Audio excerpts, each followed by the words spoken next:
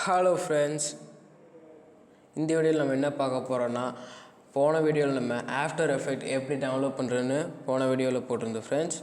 அதுக்கப்புறம் இந்த வீடியோவில் நம்ம என்ன போட போகிறோன்னா, நான் கொஞ்ச நாள் யூஸ் பண்ணிகிட்டு இருந்தேன் ஃப்ரெண்ட்ஸ். அதுக்கப்புறம் என்ன பிரச்சனை வந்திருக்குன்னா, ஆஃப்டர் எஃபெக்ட்லேயே இப்போ ஆஃப்டர் எஃபெக்ட் நான் ஓப்பன் பண்ணால் after effect warning could not find the user document direct அப்படின்னு வந்திருக்கு ஃப்ரெண்ட்ஸ். இது ஓகே கொடுத்தா இப்படி வருது.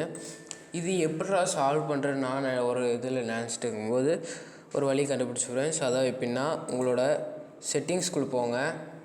இப்போ செட்டிங்ஸ்க்கு போனீங்கன்னா அதில் அப்டேட் அண்ட் செக்யூரிட்டி இருக்கும், அதை கிளிக் பண்ணுங்கள் ஃப்ரெண்ட்ஸ். அதில் விண்டோஸ் செக்யூரிட்டி இருக்கும், அதை கிளிக் பண்ணுங்கள். அதில் வைரஸ் அண்ட் த்ரெடிட் ப்ராடக்ட் இருக்கும், அதில் பார்த்திங்கன்னா இதில் இங்கே வைரஸ் அண்ட் த்ரெடிட் ப்ராடக்ட்டில் கீழே வந்தீங்கன்னா வைரஸ் அண்ட் த்ரெடிட் ப்ராடக்ட் அப்டேட்னு காமிக்கும். அதுக்கு கீழே பார்த்தீங்கன்னா ரேண்டோஸ்வர் ப்ரொடக்ஷன் காமிக்கும். இப்போது அதில் மேனேஜ் ரேண்டோஸ் ப்ரொடக்ஷன் கிளிக் பண்ணுங்கள்.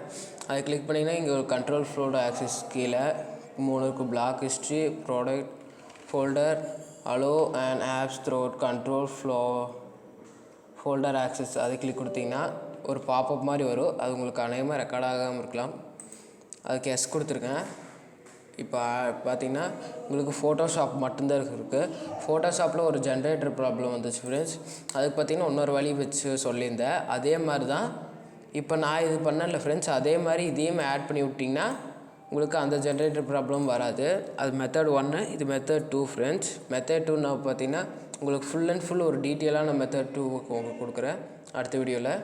பார்த்திங்கன்னா ஆட் அண்ட் அலோ ஆப்ஸ் கொடுத்து அதில் ப்ரௌஸ் ஆல் ஆப்ஸ் கொடுத்திங்கன்னா பார்த்திங்கன்னா ஆஃப்டர் எஃபெக்ட் எங்கே இருக்குன்னு அதை கிளிக் கொடுத்து ஓப்பன் கொடுத்துருங்க.